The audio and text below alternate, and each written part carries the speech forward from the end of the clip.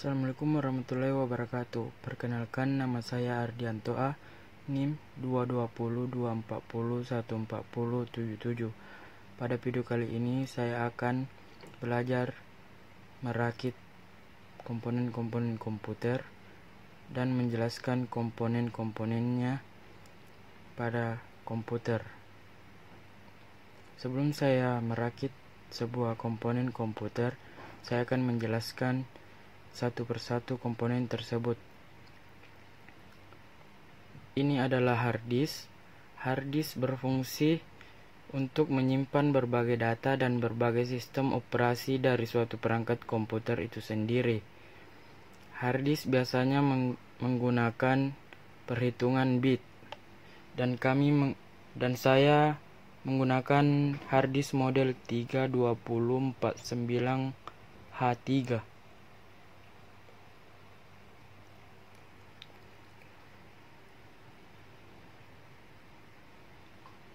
Ini adalah power supply.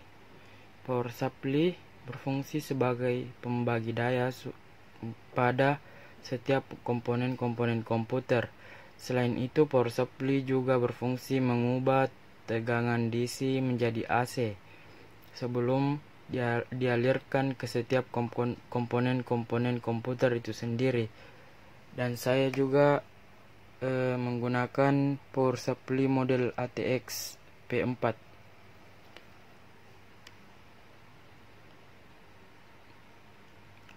Ini adalah CD-ROM atau optical disk. Adalah perintah yang dapat digunakan untuk menulis atau membaca kaset atau kepingan CD DVD. Selain itu, CD DVD-ROM juga dapat digunakan untuk memburning atau mengcopy CD dengan menggunakan berbagai software. Beginilah tampak CD DVD-ROM optical.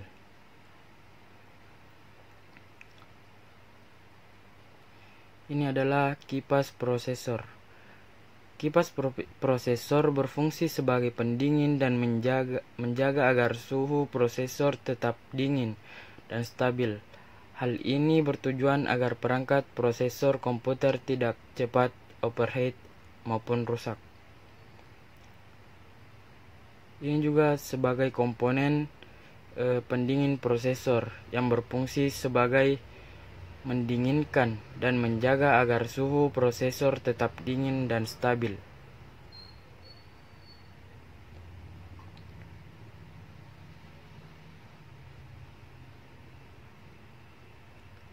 Selanjutnya, prosesor. Prosesor adalah salah satu komponen inti, karena jika tidak ada prosesor, mungkin perangkat komputer tidak dapat bekerja sama sekali.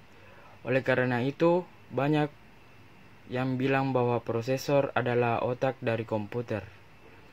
Inilah tampak prosesor, dan saya menggunakan prosesor Intel. Selanjutnya, ini adalah RAM. RAM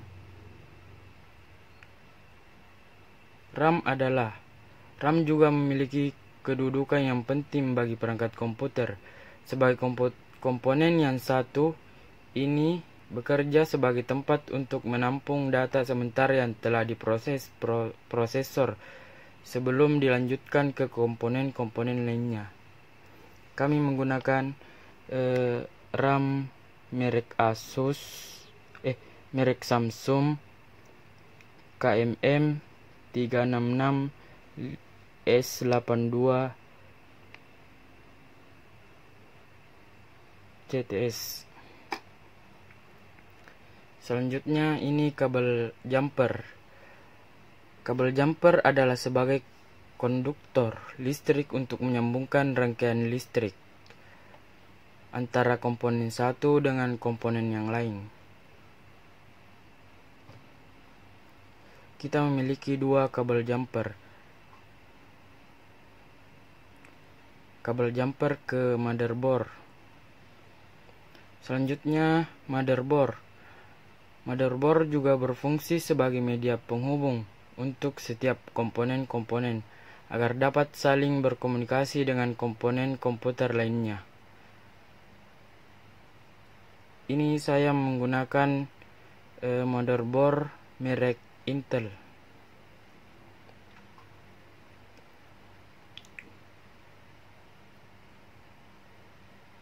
Dan begini tampak motherboard merek Intelnya, Intel Desktop.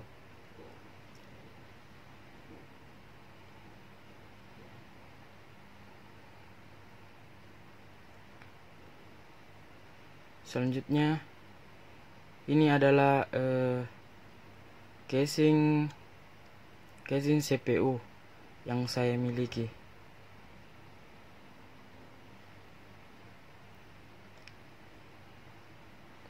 Yang mereknya itu Echase. Selanjutnya ini obeng sebagai membantu untuk mengencangkan baut pada CPU. Ini adalah baut motherboard. Ini baut power supply, dan ini baut hard disk. Baik, selanjutnya ini pada saat kami pemasangan komponen pada motherboard.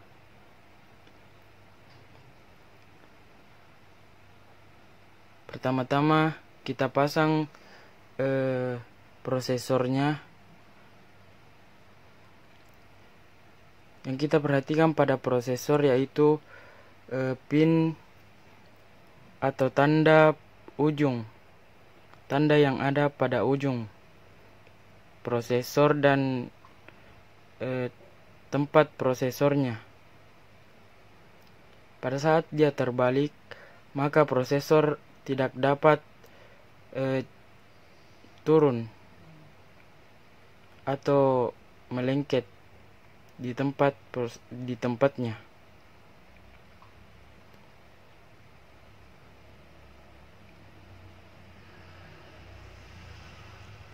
Setelah itu, pada saat sudah terpasang, kita lanjutkan dengan memasang pendingin prosesornya.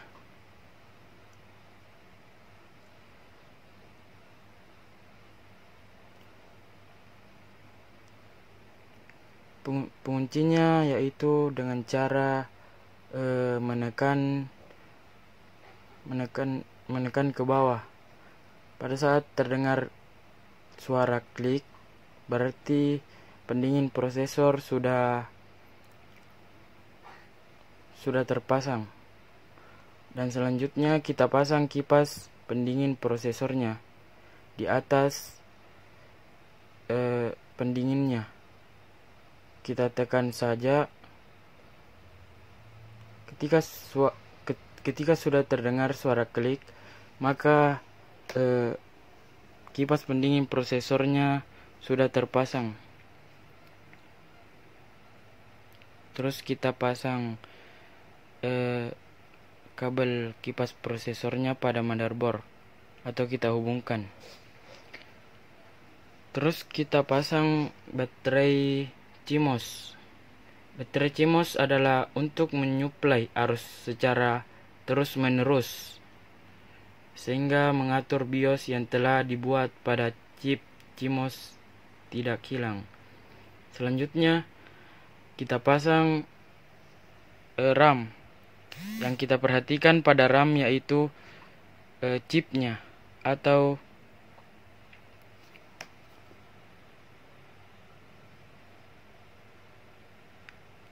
yang diperhatikan pada RAM adalah chip untuk bisa masuk ke tempat atau soket RAM-nya.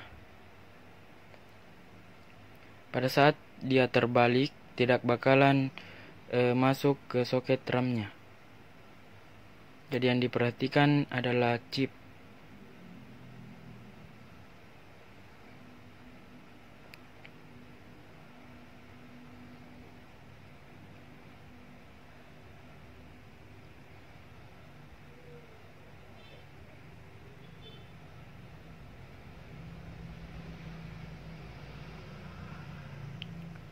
Terus kita tekan.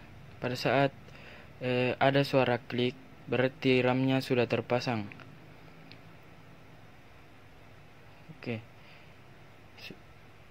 Perakitan motherboard sudah selesai. Selanjutnya kita perakitan ke casing CPU, menyatukan antara komponen internal dan casing CPU-nya. Pertama-tama kita pasang power supply-nya, terus kita paskan pada dudukan power supply. Setelah pas, kita baut menggunakan obeng.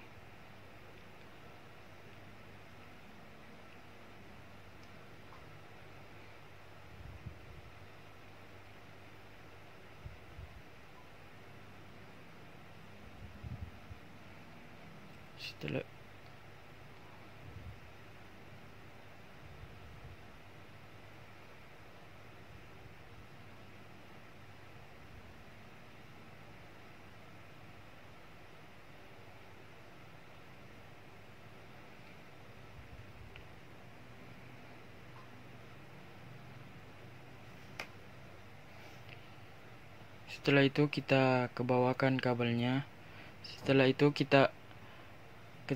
itu saya memasang CD DVD-ROM dengan cara dari depan, agar CD DVD-ROM-nya bisa masuk ke dudukannya.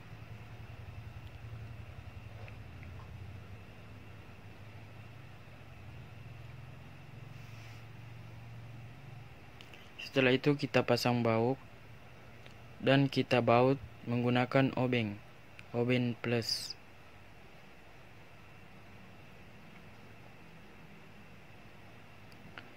Di sini bautnya ada 4 biji.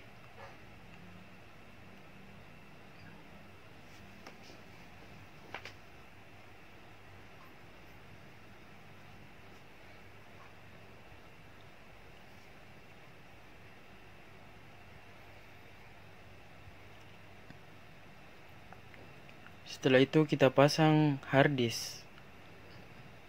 Cara pasang harddisk yaitu dari belakang ke depan.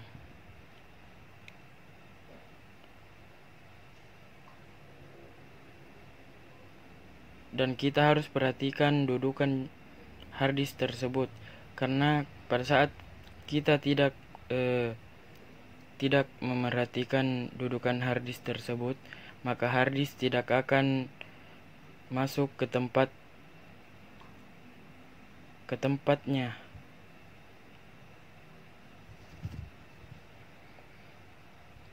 Terus pada saat setelah pas harddisk tersebut, maka kita baut menggunakan obeng plus.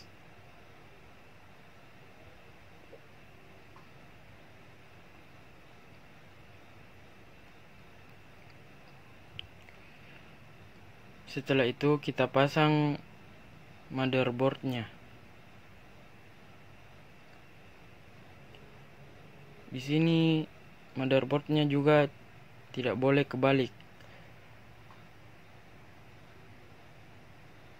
Diusahakan kalau memasang motherboard, kita perhatikan kipas pendinginnya, letak kipas pendingin dan baterai CMOS-nya.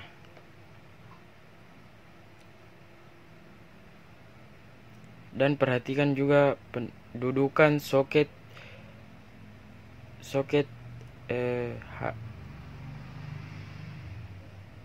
yang ada di belakang.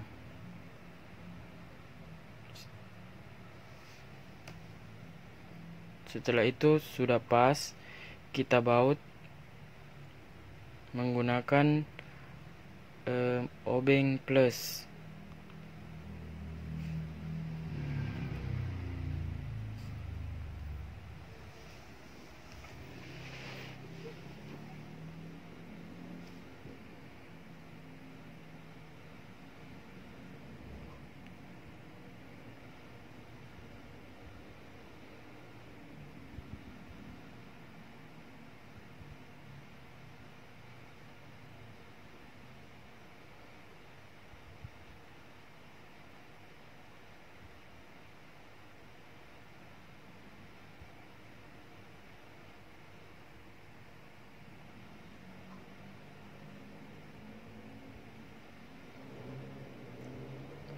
Setelah semua selesai terpasang, kita pasang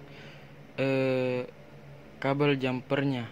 Kabel jumper dari motherboard ke CD DVD roomnya.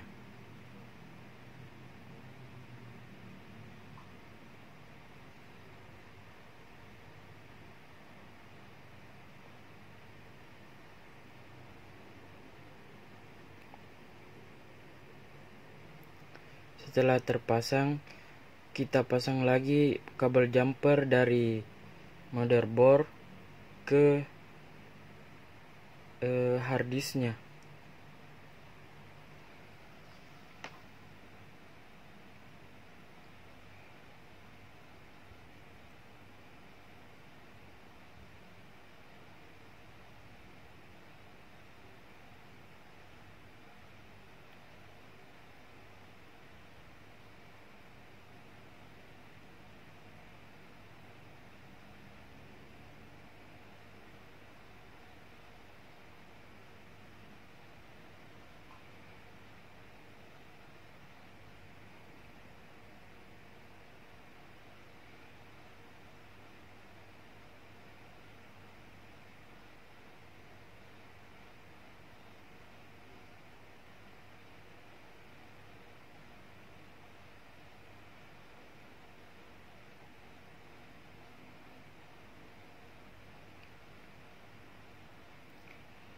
Setelah kabel jumper terpasang, kita pasang kabel DC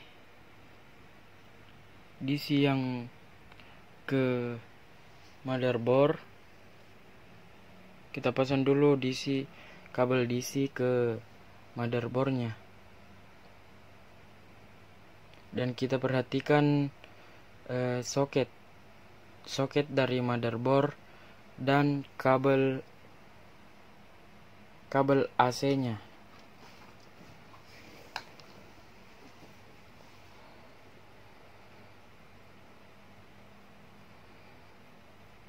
Setelah terpasang di motherboard, kita lanjut pasang kabel AC ke DVD CD-ROM. Setelah terpasang, kita pasang lagi kabel AC ke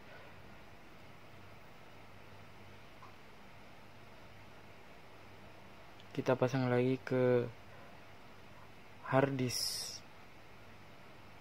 Setelah itu kita pasang kabel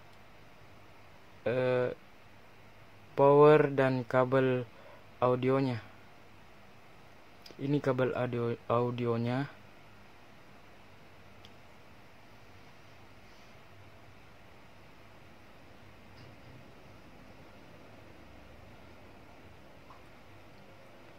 Ini kabel USB-nya.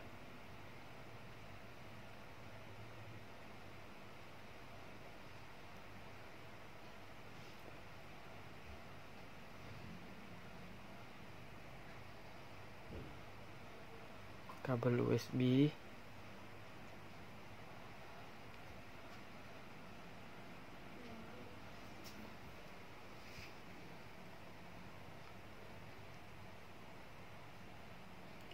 Setelah kabel USB terpasang, kita pasang kabel powernya.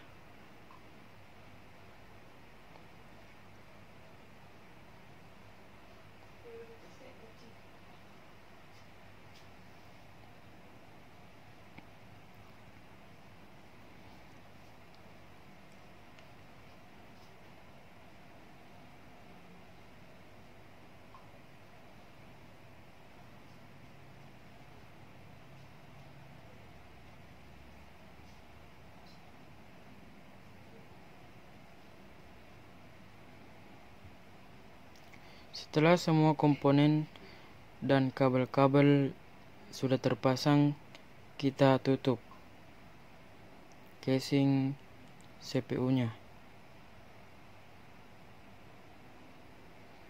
Setelah rapat, kita baut menggunakan obeng plus.